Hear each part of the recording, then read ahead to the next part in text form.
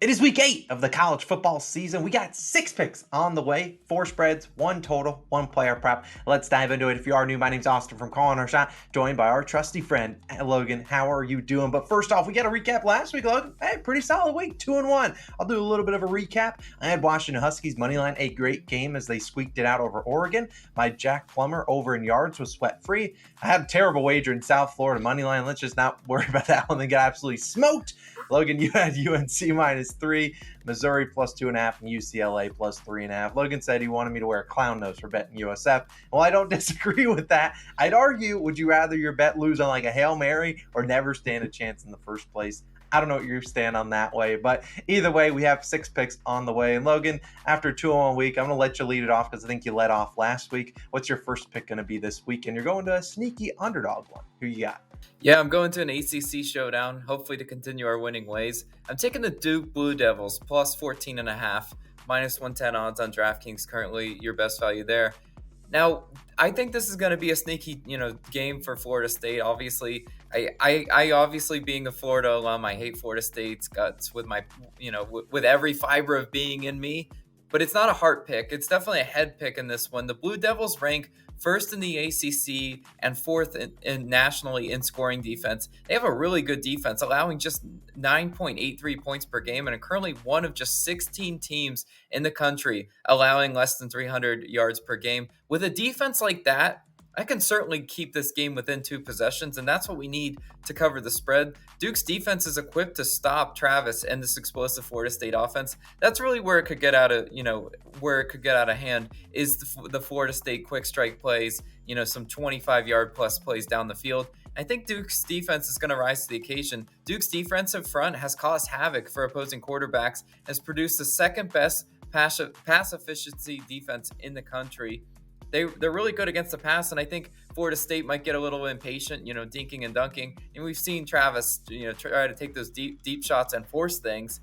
This Duke defense is the only team in the ACC averaging 30 points per game. Well, this Duke offense is the only team in the ACC averaging at least 30 points per game and allowing less than 15 points per game on defense. Good offensively, good defensively. Heck, they're going to get my money this weekend because Blue Devils offense is averaging 388 total yards per game with 198.5 yards per game on the ground, which is 23rd. They have a passing attack, they have a rushing attack, and this week, quarterback Riley Leonard, who is likely returning from injury, is the team's second leading rusher, and the Blue Devils will utilize 2 different running backs on a Florida State defense that allows 145 rushing yards per game, which is 77th in the country. This line is really, if you look at it, 14.5.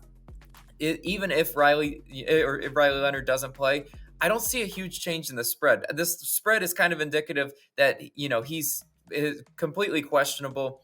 If he doesn't play, I still like this bet, by the way. If he does play, I think it actually could tick down to like 13.5 or even maybe 12.5. I don't know how the spread's going to fluctuate in this one, but I will take a shot on the Blue Devils. Even without Riley Leonard, they've still been a serviceable offense. And with a defense as good statistically as I just mentioned, they will keep them in this game. I like the Blue Devils to compete against Florida State as my first pick. But Austin, where are you going for your first pick?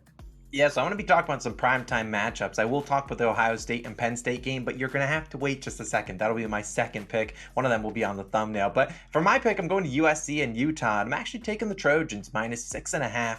It is a little bit juice, -125, but I'd rather take this at 6.5, where a lot of books do have the line at 7. Obviously, we know it's football. A touchdown difference is a 7-point victory. And I'd rather have, I'd rather pay to a little bit of juice to get a winner rather than getting the push, because we bet to win money, not to push money and get our money back. But let's talk about Caleb Williams and the Trojans, who looked lost in Saturday in South Bend against Notre Dame. They lost 48-20. Caleb Williams threw 3 or 4 interceptions. It was a cold day out in South Bend. That's exactly the opposite of what these Southern California boys are used to, and obviously they got a little bit humbled in that game, and I think they come out here and play pretty well against a Utah team that, yeah, they're ranked, they have a good record. I just don't think Utah really is all that good. Now, USC, obviously, they don't play a whole lot of defense. I'm not going to come out here and say they have the best defense in the world. The defensive metrics Logan just talked about for Duke, yeah, no, USC is not near that, but I don't think it necessarily comes down to the defense here. I think their offense will be able to have their way with Utah. And we look at USC, they have had some close calls this season, but I like backing them in a bounce back spot at home where they played a lot better this season. And look, you look at Utah, they just have not played well on the road. They have 2 road games this year. One of them, they had to score 2 touchdowns in the final 2 minutes to beat Baylor by just a touchdown. So they were down 7 prior to the last 2 minutes. And the other one, they lost 21-7 to Oregon State. This just is not a team that really has showed up on the road. They were counting on Cam Rising to be that quarterback for him. He's been really good for him the past couple seasons. He's obviously still injured, and this is just an offense I just don't think we'll be able to keep up with USC. They have a great defense. If the Utah defense does not show up, they will lose this game by 3 or more touchdowns. So it's really coming down to that defense. And I don't trust them really a whole lot to show up on the road. And Utah just does not have a passing game. And to keep up with Caleb Williams at home, you're going to need to be able to pass the football. You can run it, but if Caleb Williams is going down the field quickly, you're going to need to be able to pass it. And Utah does not have a 200-yard passer this season. They have not had a guy throw for 200 yards in a game. We're into their 7th game, 6 games, no 200-yard passing yards. It's just been a struggle bus for the Utah offense. They have a great defense, but I don't think it matters in this one. I'm taking USC in a big bounce back spot. I'm rolling with the Trojans. I believe the game's at an 8 p.m. kickoff. Will be a big time game. Both these two teams ranked. They're going for some. They're still in contention in the Pac-12. I don't trust Utah at all on the road. Give me USC minus the points on the road at home in a big bounce back spot after a really tough loss last weekend. USC, the Trojans, I'm taking a minus 6.5 for my first pick of the weekend. Logan, what's your second pick going to be this weekend? Yeah, I'm going to an SEC showdown for my second pick. I'm taking Ole Miss and Auburn under 55.5 total points, minus 120 odds on DraftKings. Currently your best value there. Yes, no one likes picking unders in college football. Heck, I don't even like doing it, but this is certainly the right play, and it's a play that definitely sticks out, and the numbers support it. Auburn's passing game is barely averaging 50% completion percentage over the last 3 games with just 1 touchdown and close to 300 total yards over the stretch. Auburn's offense is not an offense I ever want to back in any certain way, except for an under, which is exactly what we're doing here. We look at the Auburn Tigers. Also, they're ranked 121st in passing yards per game. That's the weakness of Ole Miss is their secondary. There's no doubt about that. But with a passing attack as bad as Auburn is, what will it really matter? And we know Ole Miss's strength is their strong front 7. So at the end of the day, I actually think this is a matchup that definitely does benefit the under. Ole Miss is one of the country's top passing and rushing offenses, no doubt about that, and are the nation's 8th ranked program in points per game. But they're going head to head with an Auburn defense that's only allowing 18 points per game, which is 25th in the FBS. As I mentioned, contrast of styles. Ole Miss loves to score a ton of points and just outscore you, but Auburn plays really sound defense. The Tigers are, keeping passing yards allowed still relatively low at 182 yards per game. They have the defensive backs to definitely go out there and compete. And last point of note, the home field will play a factor, as Auburn gave Georgia a tough run in that game. Georgia, went into a hostile environment. Auburn only lost by 7 in Jordan-Hare. Now Tigers coach, head coach Hugh Freeze, first time facing his former program in Ole Miss, seeking the first SEC win. I think this place will be very hostile, very fired up. I would be shocked if Ole Miss just comes in there and rolls over them. That's why I think really the best bet to take in this game is the under. I just think it's going to be a lower scoring game. I think points are going to be hard to come by, and 55.5 is way too dang high. I think, especially asking a ton of points for Auburn to contribute to that total. So I'll go ahead and take the under as my second pick. But Austin, where are you going for your second pick? Yeah, I'm going to Ohio, where we got a big-time game, arguably the biggest one on the slate. Probably why a lot of people clicked on the video. Penn State, Ohio State. Who am I rolling with? Go with the home team, the Buckeyes. I'm taking Ohio State minus 3.5, which is minus 130 on DraftKings. Now, most books are going to have Ohio State favored by 4.5 or 5.5. And while I don't mind that, I feel like buying a little bit down to 3.5, where we could see, maybe, Ohio State's down 3 and they're driving, they score a touchdown, they go up by 4. I feel like that's the sweet spot to be in there, where we could see Ohio State win by 4, although we could see them win by a lot more. Now, for the Penn State Nittany Lions fans out there that are absolutely coming in at my neck and attacking me, last time I bet in my second pick last week was USF money line. So maybe the second pick's cursed. I don't know, but I really do like the Buckeyes, and I'll talk about why. And I really think this will be a great game, 12 p.m. Eastern, a battle of unbeatens. But if we look at this game, Ohio State has won 6 straight matchups. They've absolutely owned the Nittany Lions. They've won 6 straight matchups in general, 5 straight in this series at home. It's tough to go into the horseshoe and beat the Buckeyes. We know that they've been one of the best teams in college football for the last decade or two. But still, we look at both these two teams, and while I did consider the under, both teams have great defenses. I just have a little bit more faith in the Ohio State offense at home compared to a Penn State team on the road. And you look at Drew Aller, who is starting for Penn State. He's been their QB. He's been really good this year. 12 touchdowns, 0 interceptions. He hasn't really played in a real road game. He's played in actually 2 road games as the starter. One was against Illinois, where they spoon-fed him 5 turnovers. They didn't have to worry about that when they were up early. Then the other one was against Northwestern, who absolutely stinks. Those are 2 programs that really don't have that fan base as packed in as Ohio State will have in this game. It'll be sold out. The stadium will be rocking.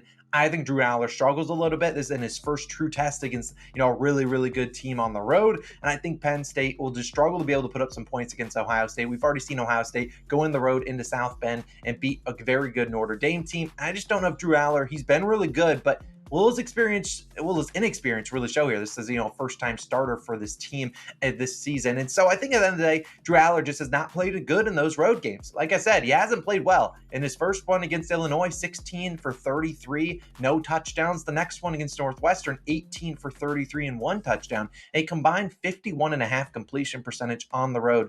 Yeah, that's not going to cut it in Ohio State. That's just not going to cut it. Against bad teams like Illinois, Northwestern, who can't score, sure. But against a team with Kyle McCord, who's playing really well recently, 66% completion percentage over his last 5 games, 11 touchdowns, 0 interceptions. Sure, they haven't necessarily been blowing out teams by 40, 50 points. Like Penn State is Penn State knows the number. They're trying to cover against the spread, but it doesn't matter if they know the number this weekend. They're trying to win the game, and they're underdogs. I just don't trust Ohio State or Penn State in this road matchup in Ohio State. They've been owned by the Buckeyes recently. I don't think that changes on Saturday in a noon kickoff.